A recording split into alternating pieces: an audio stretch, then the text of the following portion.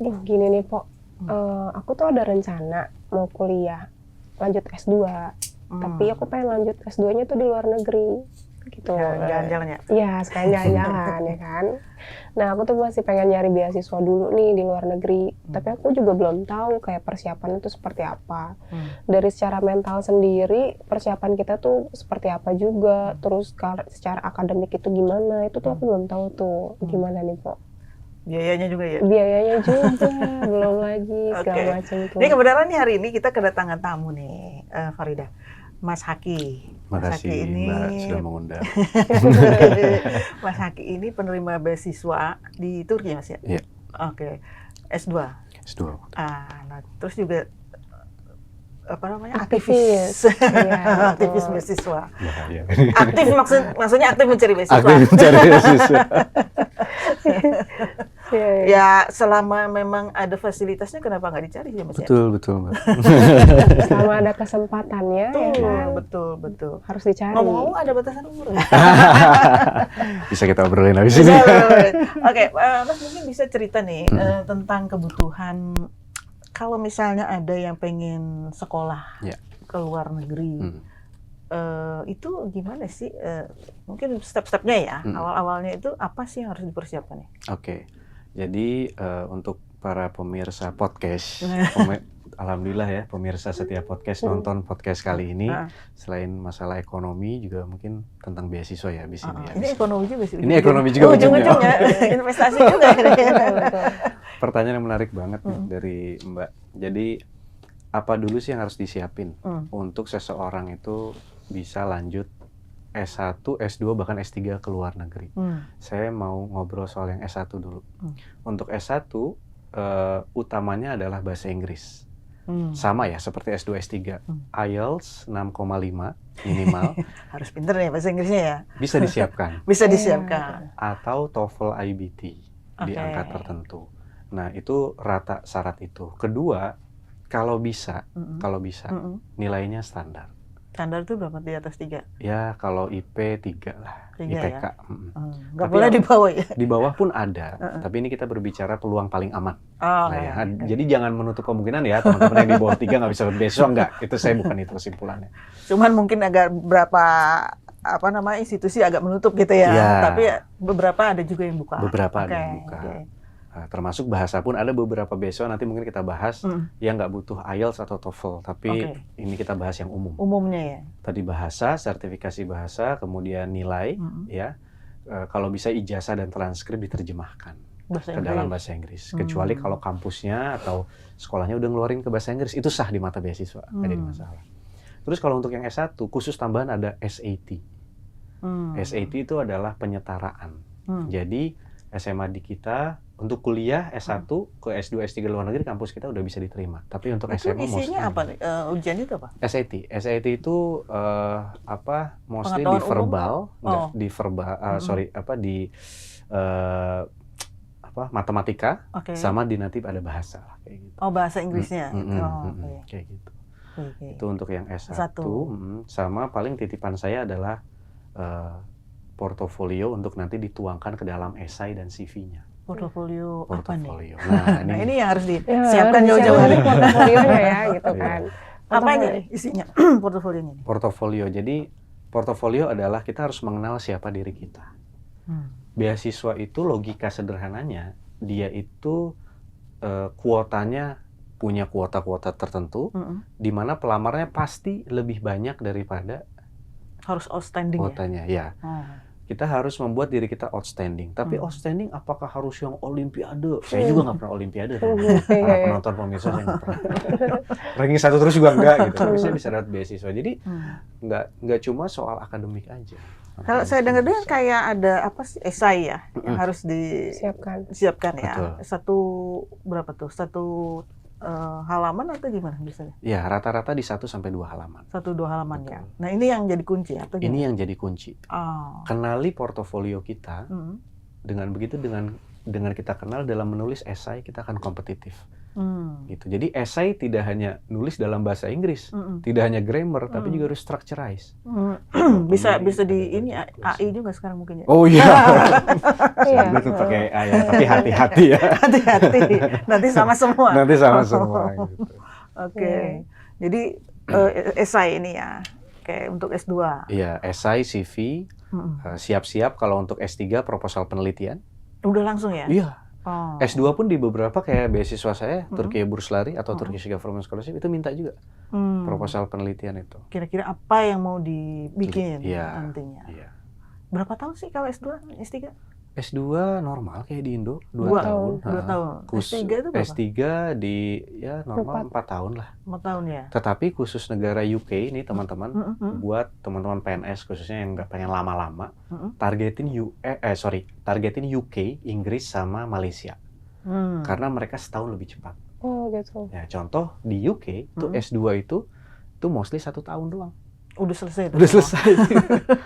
Tapi itu dengan kita bekal kita untuk cari tahu dulu nih mau proposalnya seperti apa gitu, penelitiannya seperti apa gitu. Iya. Itu emang kita harus riset dulu. Betul. Dan kita harus tahu juga kan ibaratnya jurusan apa yang mau kita ambil sama mau tahu lah ya. Jadi jangan langsung nembak gitu ya. Iya dong, betul harus tahu jurusan dulu. apa deh pokoknya masuk gitu. Iya. Ada juga yang begitu. Yang penting gua jalan ke luar negeri. Benar ya kan? Contohnya di sana bingung ngapain. Enggak bingung sih, yang penting nyampe aja sana. Benar. Penting berangkat ya. Yang penting berangkat. Tapi mestinya dari awal emang udah disiapin. Disiapin, betul. Fakultasnya apa? Betul. Tujuan hidupnya apa? Betul. Oke. Udah tahu deh tujuan hidupnya mestinya. Udah tahu. Fakultasnya udah tahu. Udah tahu. Udah tahu juga.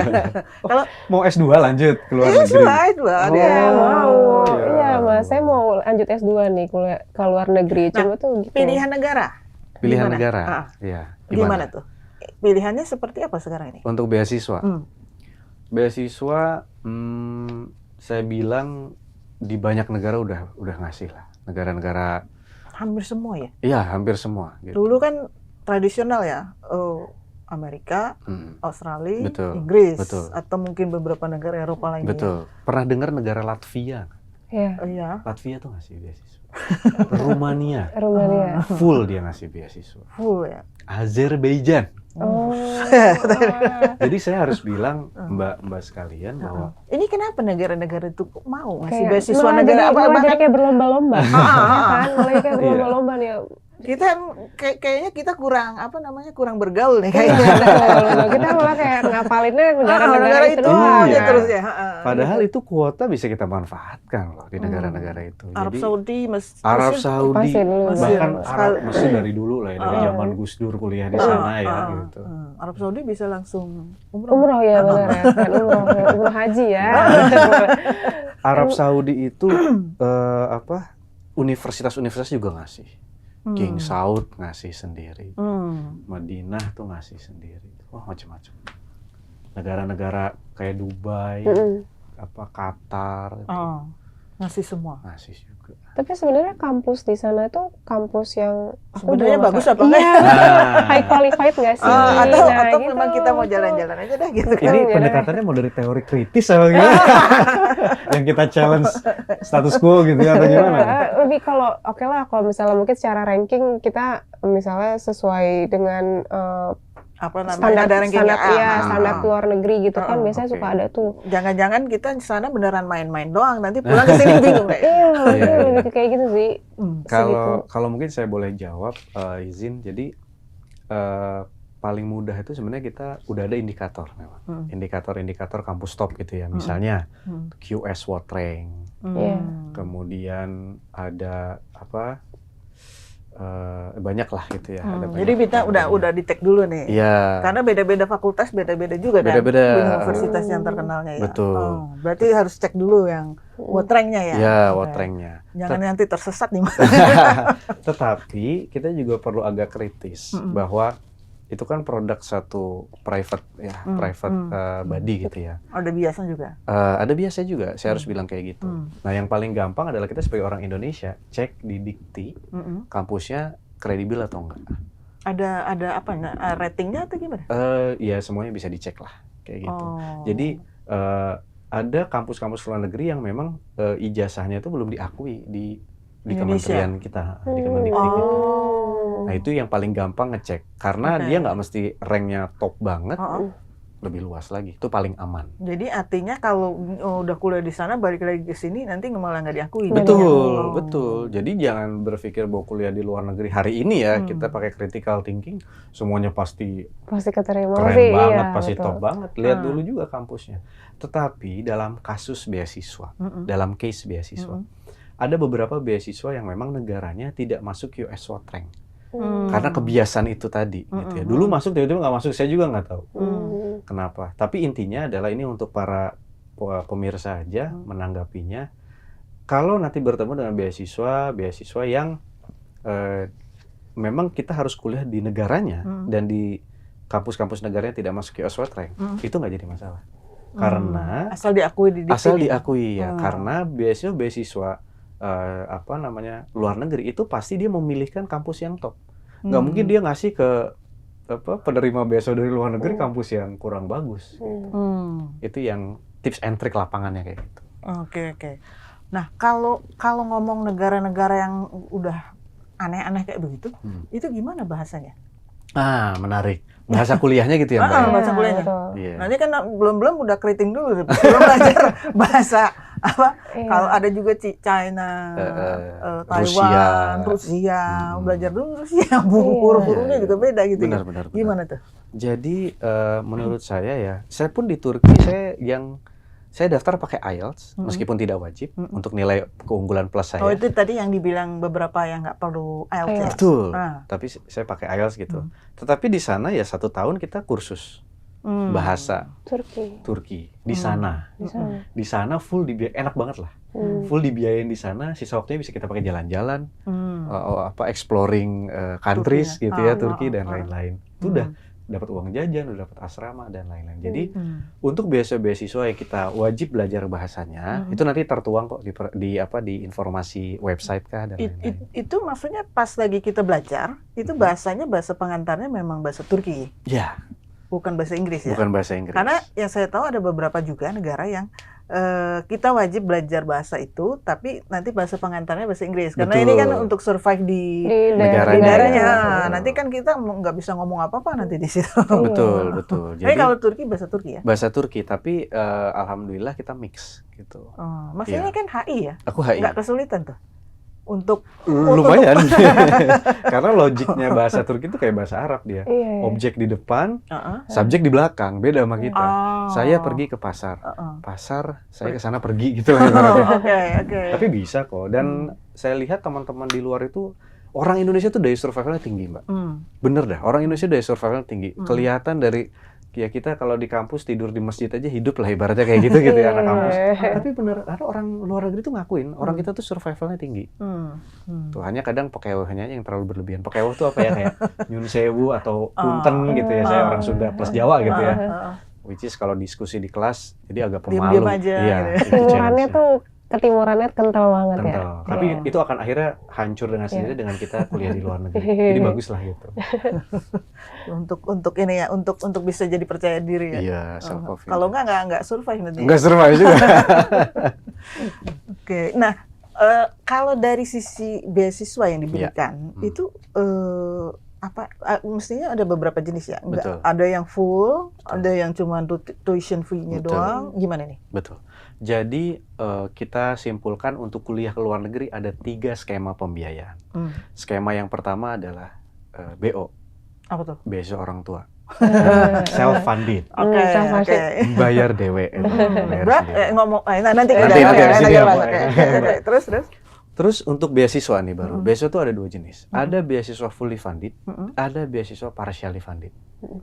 Kalau fully funded dari tiket pesawat, kemudian akomodasi, dapat uang jajan, SPP-nya juga, itu udah dibiayain semua. Tapi pesawatnya nggak bolak-balik tiap tahun kan? Oh, enggak. Kalau kita ambil kasuistik ya, setiap beasiswa kebijakannya beda-beda. Kalau kayak beasiswa Turki itu dia dapat pas kita berangkat sama nanti pas kita lulus. Yang jadi 2 aja ya? 2 kali aja. Oke. Itu yang fully funded. Kalau yang partially funded itu biasanya tadi yang Mbak bilang hanya salah satu SPP-nya saja kah? asuransinya saja kah? Ada asuransinya dong. Iya, sebagai insam itu. Makanya ada diskusi yang berkembang gitu bahwa orang-orang Indonesia tuh pada beraninya ngambil fully funded doang. Menurut saya nggak setuju juga. Ambil juga lah yang partially funded. Bisa kerja juga nggak sih? Nah, fully funded itu biasanya kita nggak boleh kerja di luar negeri. Partially kita boleh. Oh gitu. Iya. Jadi in somehow memang agak challenging tapi duitnya lebih banyak. Dan bahkan kalau partially funded itu banyak juga yang kita bisa ngambil beberapa beasiswa loh, Mbak. Oke, jadi bisa double, beasiswanya bisa double gitu kan. Dan itu nggak masalah dari kedua pihak misalnya. Mostly nggak masalah kalau partially. Kalau fully funded udah jelas di awal. Nggak boleh. Iya, nggak boleh kerja. Kadang harus langsung pulang ke Indonesia dan seterusnya. Harus ada persetujuan dari bosnya. Iya. Biar diterima lagi nanti. Iya. Oh, kalau partially malah jadi lebih loose jadinya ya? Lebih fleksibel, betul, lebih loose. Tapi kalau misalnya partially ya, yang satu bayar SPP, nggak mungkin kan dua-duanya bayar SPP karena satu dibayar. Betul, yang satunya bayar apa nih? Nah, contoh misal asrama, atau tempat tinggal, atau sekedar hanya uang jajan tambahan, kayak uang biaya hidup, karena dia berprestasi, katakanlah atau apa, lolos grant lah, dikasih, atau uang penelitian, banyak macam-macamnya. Oke. Aku suka nanya kalau misalnya tadi fully funded nih, misalnya itu tuh dari mereka tuh udah pasti memenuhi nggak sih? Misalnya tadi ada uang jajan, uang bulanan lah ibaratnya kan, itu udah pasti terpenuhi nggak sih? Maksudnya pasti turun duitnya? Kalau turun sih, insya Allah gitu kan. Nah tapi maksudnya secara hitung-hitungan pas lagi di negara itu gitu kan, itu bener-bener emang cukup nggak sih? Atau sebenarnya kayak ngepas gitu misalnya? Iya, fully funded. Mostly fully funded itu ngepas sebenarnya. Apapun skema beasiswa itu beda sama kita investor. Kalau kita investor datang ke sebuah negara pasti dijamu banget kan, apalagi dengan grade-grade tertentu. Tapi kita penerima beasiswa dengan uang, ya kalau beasiswa luar negeri ya kadang pakai pajak rakyat dari negara sana gitu kan, ya nggak mungkin terlalu berlebihan. Jadi pas hanya kalau dalam perspektif ekonomi jangan lupa ada margin currency. Jadi kalau misalnya kita kuliah di Inggris, mungkin di sana ngepas. Tapi kalau kita bisa masak sendiri hemat, ketika dibawa ke Indonesia, marginnya kan currency-nya besar. Masih ada sisa bawa ke sini gede jadinya. Jadi di sana masak. Masak betul. Hemat di sana, hemat. Karena biaya terbesar itu asrama ya? Iya, living cost. Living cost sama selain SPP. Kalau makanan ya itu. Sama insurance buat yang udah punya anak berkeluarga. Itu juga apapun beasiswanya, termasuk beasiswa nasional dari negara kita, anak kan di cover tapi hanya sekian %. Nah ini kalau kayak misalnya ada keluarga gitu ya, dia punya anak atau punya lagi bawa suami, kayak gitu itu ada juga yang skema seperti itu. Oke. Yang bawa suami setahu saya ya, atau bawa istri atau spouse gitu ya, sejauh ini tuh yang paling dikenal tuh LPDP kan. LPDP ya? LPDP itu ngasih sekian persentasenya itu untuk nanti tambahan gitu, untuk misalnya kalau dia bawa istri atau dia bawa bawa suami gitu. Dari living tuition dan ininya total yang amountnya yang dia dapat, tambahin berapa persen untuk spouse dan anaknya gitu. Tapi memang pada kenyataannya kita perlu agak nabung juga nih buat para pemirsa yang mau S3 ke luar negeri, udah punya anak gitu ya, apalagi bawa istri gitu ya. Karena misal kayak di Australia itu insurance untuk keluarga tuh lumayan mahal. Bisa sampai 200-an. Ini insurance apa aja sih? Melingkupi kesehatan atau apa aja? Iya, lebih ke kesehatan. Karena kan kita kalau mau ke luar negeri kan pasti diminta insurance-nya dulu juga gitu. Kalau beasiswa, jadi kalau sakit nggak harus pusing lagi bayarnya ya? Betul. Dan lebih ke peraturan di negaranya juga. Karena mewajibkan. Mewajibkan, yes. Ada beberapa pasti kan mewajibkan supaya juga mereka juga kayak ini emang udah terjamin nih gitu.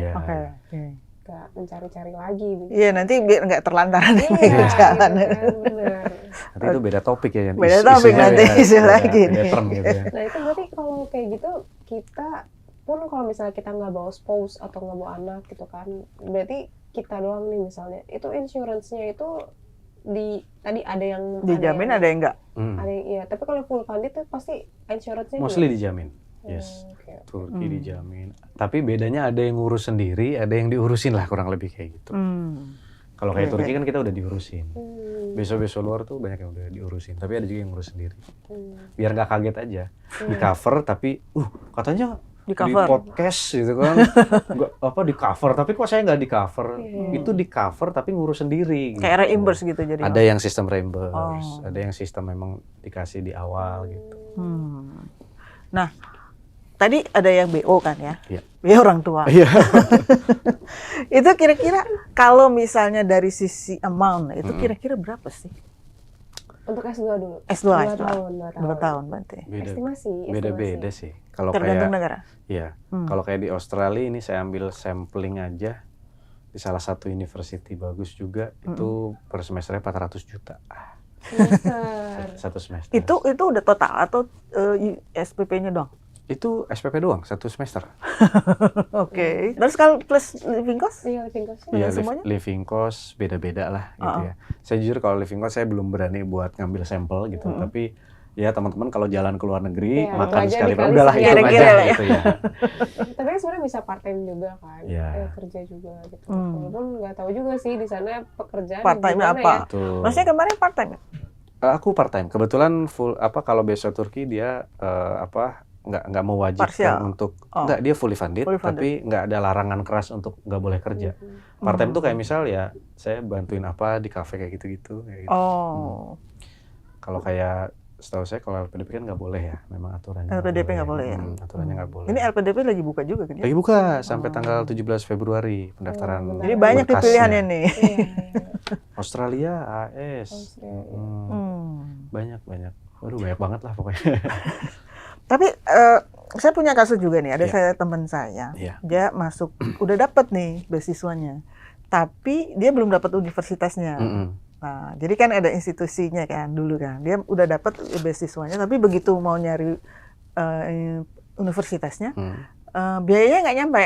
Jadi beasiswanya ini hanya ya parsiali tadi ya kayaknya ya. Mungkin hanya misalnya langsung amount-nya kali ya, Pok. Jadi amount-nya sekian, gitu kan. betul. Cuma begitu masuk universitas nggak ada universitas yang segitu. Iya. Berarti kan nombok akhirnya, nombok. Tapi kalau kayak gitu parsial istilahnya. Tergantung. Saya menemukan, saya nggak bisa sebut beasiswanya. Ada beasiswa yang memang dia di belakang layar. Kalau kita keterima, kita nggak bisa masuk ke beberapa kampus topnya karena terlalu mahal. Tapi dia fully funded. Semua dibiayain, hanya ternyata ada pagu untuk SPP. Simpelnya kayak gitulah. Betul. Simpelnya kayak gitulah. Akhirnya harus nombok SPP-nya. Ya, sekian. Kalau mau yang top. Berarti kalau yang biasa-biasa aja mah bisa lah ya. Nah, tergantung lu maunya gimana. Balik lagi ke tujuan awal. Tujuan awal, balik lagi. Oke, tapi di Indonesia ini banyak gak sih yang apa namanya memang beneran nyari dan dapat beasiswa ke luar negeri kayak gitu? Kalau saya nggak bisa ngeluarin data ya karena saya nggak nyiapin, tapi intinya hari ini tuh udah lebih dibanding saya dulu 2016 itu ya. Hari ini tuh udah lebih terbuka sih informasi. Dan beasiswa makin banyak juga, Mbak. Ada juga kan yang kayak agensi atau kayak gitu ya. Itu apa namanya, terpercaya nggak sih? Maksudnya kita tuh bisa percaya nggak agensi bahwa ini ya memang mereka kadang-kadang nggak janjiin langsung keterima sih ya. Cuman maksudnya ini seolah-olah kan datang dari universitasnya langsung kayak gitu, rekrutan kayak gitu. Itu gimana tuh? Apakah kita bisa istilahnya ya ini lebih dipercaya dan ini yang enggak, gimana tuh? Oke. Jadi kalau yang dari universitinya langsung datang itu udah pasti 100% aman gitu ya. Terus kalau agen-agen di Indonesia gimana? Mostly tuh aman sih. Mostly aman. Yang penting ya kalau yang udah punya nama ya, saya boleh sebut brand? Nggak boleh juga ya? Halo, boleh ya? Enggak. Okay. Jadi saya nggak di sana, tapi itu teman-teman saya juga ya. Kebetulan saya juga sekarang di tempat konsultan tapi lebih ke beasiswanya gitu. Nah, yang udah prominent aman kok, mostly aman. Gitu. Nggak ada tipu-tipuan gitu ya? Enggak sih, enggak. Yang malah jadi, kan yang kemarin tuh ada tenaga kerja sih ya? Tenaga kerja sih, kalau beasiswa belum pernah dengar memang. Iya. Paling begini aja sih, kalau misalnya itu saya baru dengar di Asia Timur ya, yang kayak gitu-gitu. Di Barat sih saya belum pernah dengar. Nah, paling gini aja, kalau misalnya mau ada beasiswa ataukah enggak ke negara Asia Timur, lihat seperti apa pengumuman resminya. Ke website aslinya. Ke website aslinya kah, atau kita mau minta lewat dia, yang penting mana officialnya gitu. Supaya kita bisa pelajari di situ. Nah memang kemarin tuh zaman saya juga kebetulan dulu waktu di luar ikut Perhimpunan Pelajar Indonesia, PPI ini dia organisasi ya, jadi nggak apa-apa saya sebut ya Pak Sutradara ya. Jadi Perhimpunan Pelajar Indonesia Dunia ini, kita juga ada direktorat advokasi yang ya menerima masalah-masalah kayak gini gitu. Contohnya waktu itu tuh lagi rame sempet di Tiongkok sama di Taiwan kalau saya nggak salah. Pokoknya di negara Asia Timur. Jadi ada oknum yang menjanjikan ke orang tua dan ke anaknya bahwa dia dapat beasiswa di sana. Begitu nyampe sana kerja di pabrik. Tapi bisa kuliah juga gitu. Iya, ini menurut saya ini ya debatable ya. Maksud saya bener sih kuliah ya, cuman kok suruh kerja di pabrik betul. ya. Nah, ini debatable-nya adalah kalau memang si vendor ini menyampaikan apa adanya, berarti kan akadnya sesuai. Anda kerja tapi Anda kuliah tapi Anda sambil kerja. Cuman tetapi kerjanya di mana nggak dikasih tahu ya? Saya nggak tahu itu kerjanya dikasih tahu atau enggak. Tapi yang masalah adalah kalau ini nggak dikasih tahu gitu. Apalagi maaf nih kerjanya di di labor gitu ya, di pabrik kah, di mana kayak gitu. Itu kan shock pasti gitu. Nah itu makanya kita sebagai konsumen kita harus cerdas untuk mengkritisi itu, bertanya secara detail. Oke, terus saya kepikir juga nih. Kalau ini jadi kemana-mana ya? Iya, menarik soalnya kan. Karena langsung konsultasi ini, kita langsung konsultasi. Coba cari agenda yang mana gitu. Iya benar. Nah, enggak, saya sih jadi kepikiran juga. Ini kadang-kadang kan apalagi kalau S1, ya kan. S2 mungkin kalau udah kerja, udah pengalaman, mestinya udah tahu mau kemana jurusannya. Yang biasanya belum tahu tuh S1 kan. Nah, lulus SMA banget. Itu tuh kadang-kadang nggak tahu mau kemana nih fakultasnya. Ini lebih baik cari tahu dulu atau konsultasi dengan agensi ini. Oke. Kalau ini kan saya cerita dulu ya sebelum menjawab itu bahwa saya 8 tahun ini memang bergerak di tempat beasiswa gitu ya. Dari mulai bikin komunitas sahabat beasiswa di chapter Purwokerto dulu. Kemudian pas saya tempat S1 kuliah gitu ya, terus kerja di sekarang di Scholars by Ruang Guru itu juga kita mengkonsulkan untuk beasiswa sampai jadi penerima beasiswanya sendiri, termasuk dulu gagal dapat beasiswanya. Berapa kali gagalnya? 15. Apply? 17. Satu motor hilang buat IELTS test. 4 kali IELTS test. Jadi oke. Ini juga perlu. Ini perlu. Jadi kita apply itu kan kadang-kadang ya, saya kan apply sempat apply juga dulu. Apply berapa kali terus gagal. Udah deh gitu kan. Ternyata berapa tahun itu? 15 kali itu berapa tahun? Hanya dalam kurun 2-3 tahun sih. 2-3 tahun ya. Tapi 15 itu ya. Rombongan 17 ya. Karena kan gencar. Gencar ya. Udah niatnya nih ya, pokoknya. Udah niatnya. Makanya aktivis tadi. Nah, jadi sampai sekarang tuh kalau tadi pertanyaan adalah untuk kelas 1, kalau di tempat kerja saya sekarang itu kita dari kelas 10 justru, bahkan kelas 3 SMP. Untuk bisa memprofiling anak-anak ini. Pilihlah 3-4 jurusan yang disepakati bapak ibunya. Kenapa? Nah, kita bangun sekalian portofolionya dari SMA itu. Contoh, dia mau ngambil IT, mau ngambil apa. Ya udah bikin klub kerjasama sama sekolahnya. Ya selama 3 tahun itu dibangun. Karena mau S1 mau masuk Harvard, Oxford dan lain-lain, kita harus punya nilai unggul, nilai jual. Gitu. Ngomong-ngomong, bisa sih nyampe sana? Bisa. Oxford, Harvard gitu. Anak-anakku di kantor, student-student kita ada yang ke Oxford, ada juga Harvard ya? banyak. Karena dibangun portofolio. Itu LPDP? Oh enggak, jadi beragam beasiswanya. Beragam juga. Okay. Macam-macam. Kayak gitu, itu bisa padahal dibangun. mahal banget ya. SPP itu kalau saya nggak salah 900 juta. 1 semester.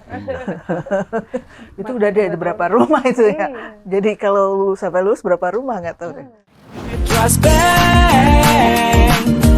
support your financial solution. Jet Trust Bank, keep the best for you. Jet Trust Bank, make a better future with Jet Trust Bank. Kan buat tadi tes kesana kemari, terus habis itu kebutuhannya nggak tahu lah SIS dan segala macam gitu. Bahkan untuk ngebangun portofolio kan juga sebenarnya butuh modal. Butuh waktu. Ya, butuh waktu, butuh modal, butuh pengarah. Itu penting juga menurut saya. Apalagi sekarang zaman serba simpel gitu ya. Kalau saya 15 kali itu saya nggak ada yang ngarahin. Jeblos sana, kejeblos sini. Nyoba sana, nyoba sini.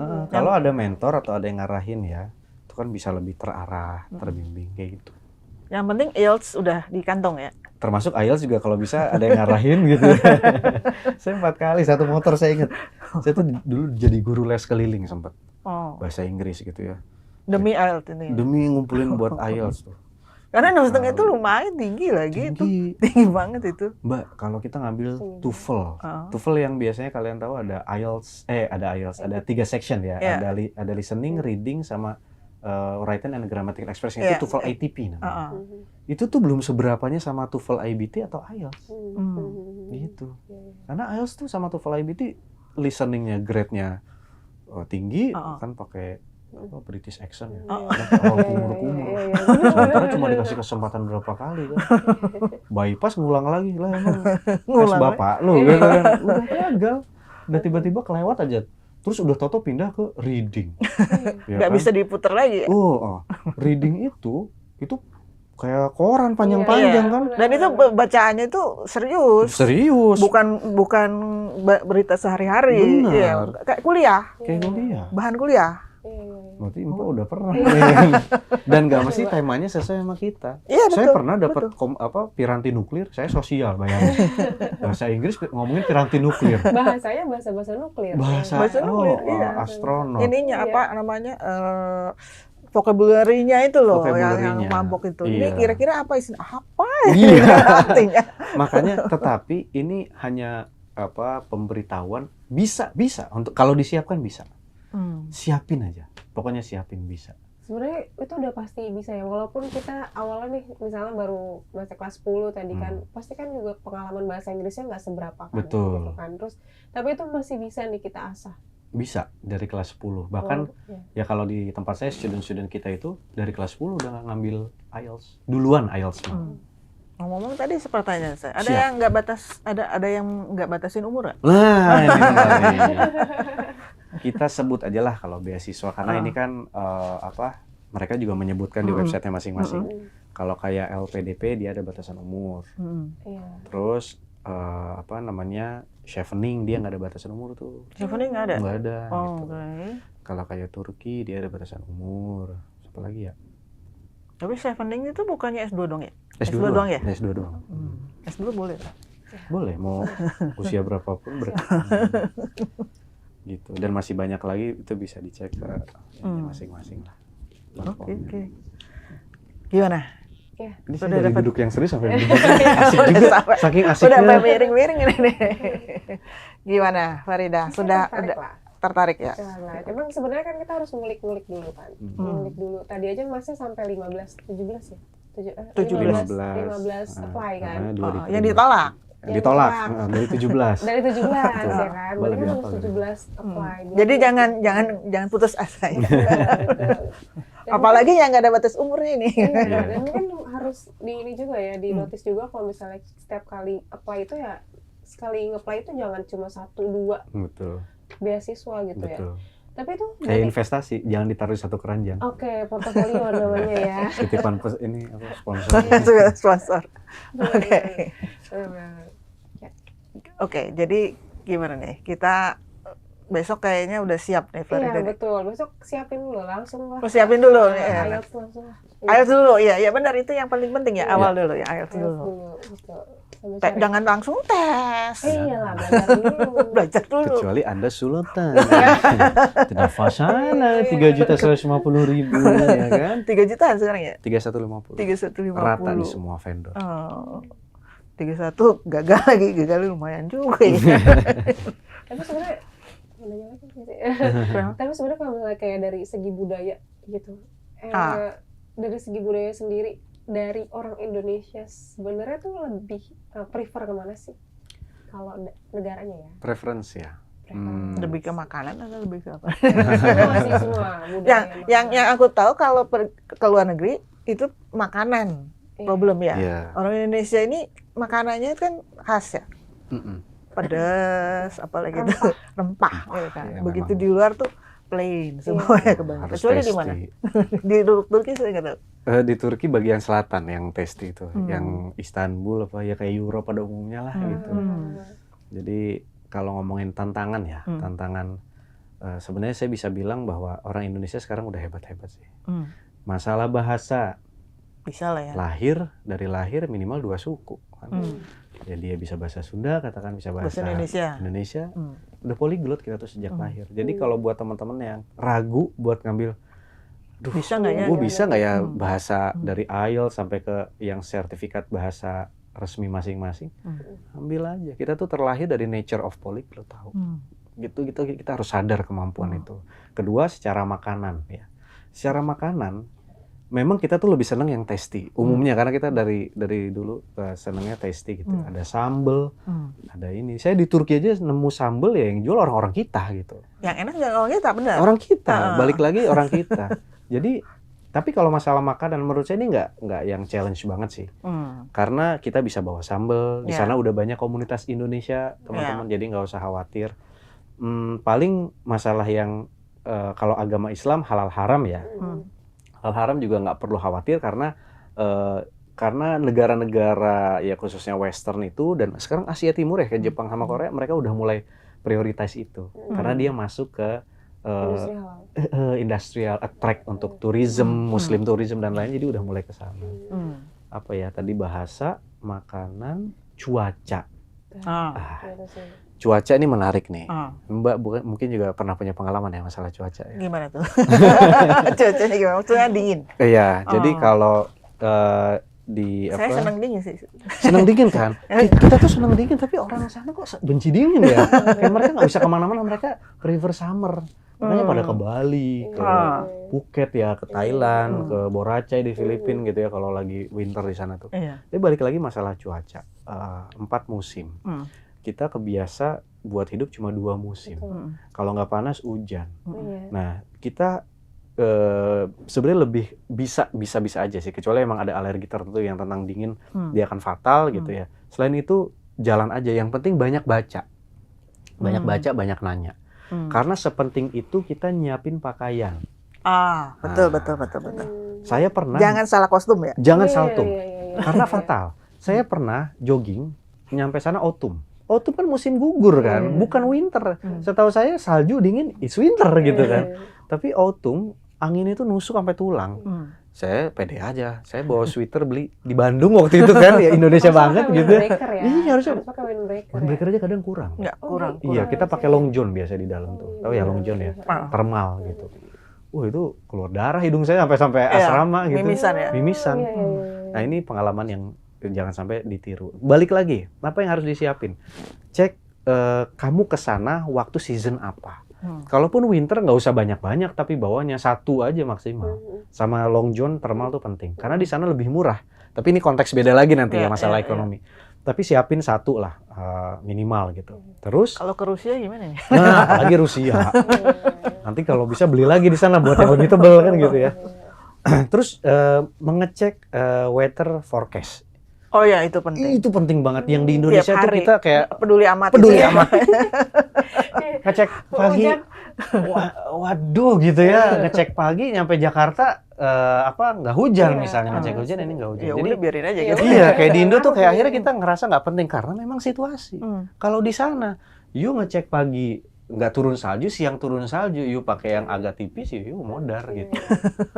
Sepenting itu bos. Karena maksudnya kalau di Indonesia kan masih ekstrim itu.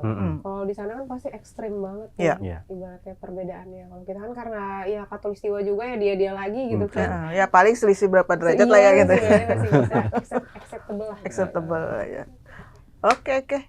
Menarik banget nih kayaknya. Ini terakhir nih. Siap. Tentang pengelolaan keuangan di sana. Siap, di sana dan di sini juga mungkin ya. Gimana sih caranya kalau misalnya kita dapat beasiswa, apa tadi sempat disinggung sih sedikit ya. Cuman mungkin bisa sedikit ini pengalamannya dulu kemarin gimana sih mengelola keuangan di sana. Dari beasiswa itu, terus mungkin tadi ada part time-nya kayak gitu. Jadi mungkin dari sebelum berangkat. Sebelum berangkat mungkin para pemirsa ada yang buat S2, S3 udah pada kerja ya. Buat yang S1 masih dibiayai orang tuanya. BO tadi ya. BO, beasiswa orang tua. Nah itu silakan dipersiapkan. Yang pertama adalah untuk tes sertifikasi bahasa. Itu nggak murah. Untuk umumnya orang Indonesia ya, 3.150.000 katakan untuk IELTS gitu ya. Itu baru tesnya doang. Itu baru tesnya doang. Bodo amat. Kita mau les gimana? Ya, nambah lagi. Nambah lagi. Ya kan? Itu baru tesnya, bodo amat. Mau kamu nggak datang, kamu telat, angus. Mau Bisa, kamu nilainya jelek nggak bisa. Nilaiku jelek diganti, nggak enak aja nggak bisa. Nah itu harus benar-benar ya kalau kita kayak. Itu harus ya 6,5-nya. Iya minimal. Umumnya 6,5. Bahkan kalau kampus top di 7, di 8. Macam-macam. Umum lah. Ini aku ngambil syarat umum di 6,5. Jadi biasanya sebelumnya biasanya kursus dulu atau untuk persiapan ya? Iya gitu, persiapan apalagi buat mereka yang masih sambil kerja, sandwich gitu kan. Itu perlu, itu yang utamanya. Nah, termasuk jangan lupa nerjemahin ijazah sama transkrip nilai. Itu ada jasanya atau gimana? Itu ada jasanya. Banyak kan terjemah tersumpah sworn translator, yes. Kayak gitu. Kecuali kalau ijazahnya udah diterjemahin atau transkrip diterjemahin di lembaga tempat dia belajar, entah kampus, entah sekolah gitu. Paling itu yang harus disiapin. Kalau nanti bawa anak dari sekarang siapin bisa dicek sekolahnya. di websitenya ya. Kalau sekolah sih mostly aman. Lebih kepada asuransi. Buat dapat visanya kan harus ada asuransi kesehatan. Asuransi ini berapa sih? Kayaknya dari tadi disebut-sebut. Iya. Kalau kayak di Aussie terakhir itu aku nemu karena aku juga insya Allah mau lanjut kuliah lagi S3 gitu kan. Ngecek Aussie itu 200-an bawa anak tuh. Satu anak? Satu anak. Tapi sama istrinya belum? Nah, itu aku belum detail, ngeceknya baru sekilas doang. Itu nanti coba dicek lagi. Selama kita studi atau setahun aja atau gimana? Aku belum bisa komen sampai sejauh itu deh. Ini aku lagi masih ngedalamin gitu. Karena ini kan case khusus ya. Tapi intinya itu harga meter gitu ya, sangat besar ya. Apakah nanti akhirnya di reimburse sama BSO dan lain itu urusan nanti. Kan harus ada cash advance dulu di depan kan. Iya. Nah itu yang harus disiapin sebelum berangkat. Sama untuk beasiswa yang tidak mengcover tiket pesawat, yang partially funded dan lain ya siapin dulu aja. Khususnya yang parsial lah. Visanya? Visa. Kalau visa biasanya di reimburse ada yang free kalau para penerima beasiswa dari negara tersebut. Nah kalau buat di luar itu ya siapin juga aja buat visa. Harus prepare ya. Ya paspor yang belum punya itu mah udah wajib lah. Udah wajib itu. Sama ini biaya-biaya buat persiapan 4 musim di sana. Kalau yang negara 4 musim. Dan jangan lupa jangan banyakin pakaian. 80% itu banyakin sambal, saus. Boleh nggak sih mie instan? Oke lah, sutradara nggak banyak editan ya selain insya Allah. Mie instan, karena mie instan itu salah satu mie instan kita terkenal banget di luar negeri, tapi bumbunya cuma setengah. Buat kita mah nggak masuk. Jadi bawa rendang yang saset, yang udah ini. Pokoknya makanan teri kacang yang gitu-gitu tuh. Lumayan lah itu yang mengurangi biaya hidup. Ya ampun, sama bumbu-bumbu instan kayak gulai itu tuh penting banget. Ingat kata-kata saya, 80% jangan pakaian. Anda menyesal kayak saya. Kan kenapa itu kalau pakaian biasanya beli di sana aja ya? Di sana aja. Di sini kagak mempan ya? Di sana lebih murah. Karena lebih murah, lebih cocok sama musimnya. Anda bawa yang tipis-tipis kayak di Indonesia ya kan? Dari Bandung mohon maaf, pas nyampe sana shivering aja alias musim semi, dingin bos, punten gitu. Anda di summer doang Anda pakai gitu kan. 3 season lainnya Anda beli di sana dan lebih murah kan. Jatuhnya akan lebih murah karena itu memang kebutuhan di sana. Apalagi cari yang kayak Sunday morning kayak gitu-gitu kan, garage sale gitu itu lebih murah. Itu yang sebelum berangkat. Yang di sana. Di sana banyak garage sale juga. Banyak garage sale. Intinya seputar itu. Nah, kemudian siapin jauh-jauh hari lah biar nggak dadakan ya anggaran ini ya, dibikin plannya lah lebih bagus gitu. Nah, kemudian setelah sampai di sana, kita kan misalnya dapat beasiswa. Beasiswa kan kita udah dikasih tahu tuh berapa dapatnya sama pemberi beasiswa. Nah, coba menurut saya ya, dari Indonesia better bawa tabungan itu lebih enak, lebih nyaman gitu ya. Meskipun bukan berarti dari beasiswa nggak cukup, enggak. Beasiswa tuh pasti naker, pasti cukup bahkan lebih. Tapi mungkin nggak banyak. Buat PD ya? Ya, betul. Tahu kartu kredit? Kartu kredit boleh. Tapi anak S1 dikasih kartu kredit ya oke juga tuh. Orang tuanya gitu ya. Ya oke lah, kartu kredit CC itu penting juga. Kartu debit di Indonesia pun sekarang yang Visa sama ini udah bisa ya? Ya, udah bisa. Yang penting jangan keblokir. Karena kalau keblokir banyak vendor yang harus pulang ke Indo gitu. Tapi intinya itu kita udah plan berapa uang yang akan dikasih beasiswa. Oke. Terus kita bisa tanya-tanya ke senior yang udah di sana atau riset-riset sementara kita menjalani sampai betul-betul sinkron, barulah ketahuan nanti setiap bulan kita keluar berapa. Utamakan masak di rumah, masak sendiri. Kenapa? Karena itu savingnya lumayan banyak. Kayak gitu. Dan kalau bisa satu apartemen sharing itu lebih bagus. Itu lebih ngepres lagi gitu ya. Tetapi yang sesama ini ya, maksudnya sesama Indonesia kalau bisa gitu, biar lebih bisa ngebagi khususnya di awal-awal gitu. Kayak gitu. Oke, teman-teman dapat beasiswa, boleh ada anggaran untuk happy-happy. Tapi tolong sisihkan juga untuk anggaran darurat, itu wajib.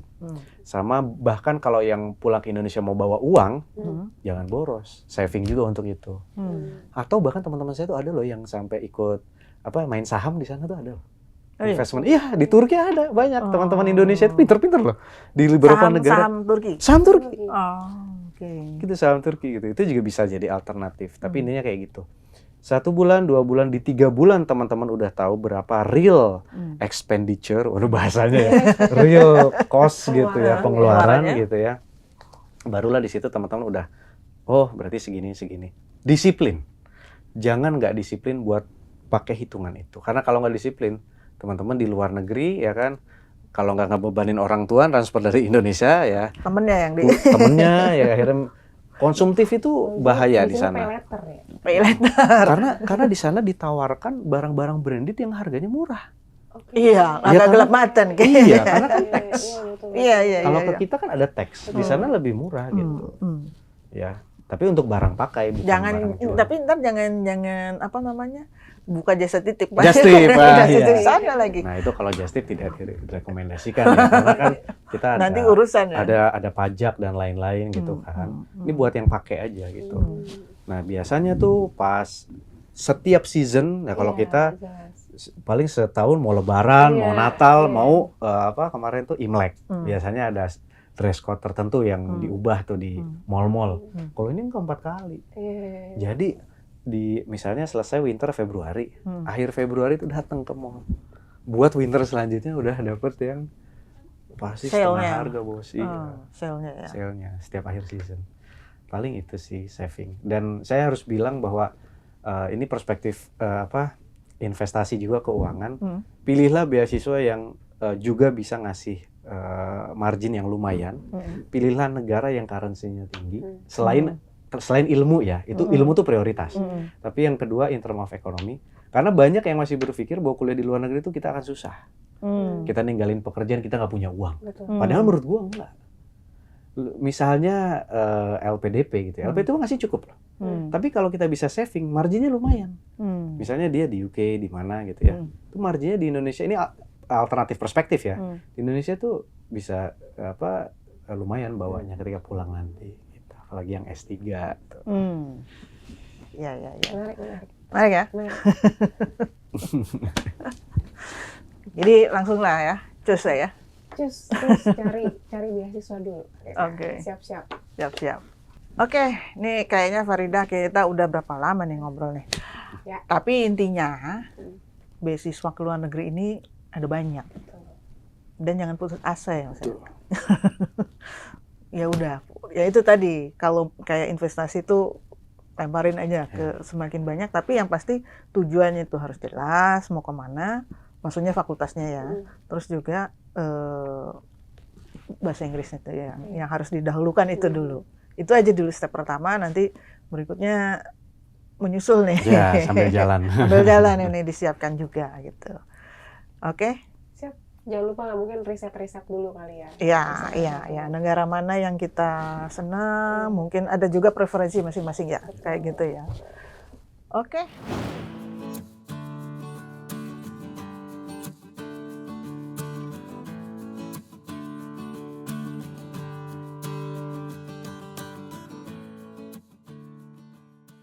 Siap kuliah di luar negeri?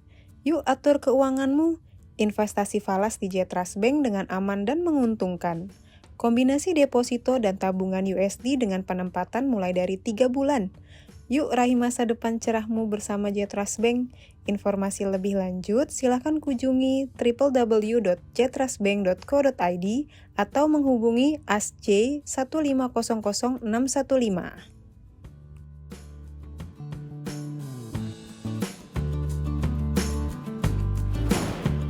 Ya, itu mungkin podcast kita kali ini. Jadi ternyata banyak banget loh beasiswa yang ada. Terus juga mungkin tadi ada bocoran sedikit, sekitar ada 1.000 beasiswa yang tersedia. Mungkin teman-teman juga bisa berkesempatan nih untuk mempersiapkan dulu sampai akhirnya apply nih beasiswa tersebut. Nah, jangan lupa untuk like, subscribe konten podcast. Jangan lupa untuk share juga.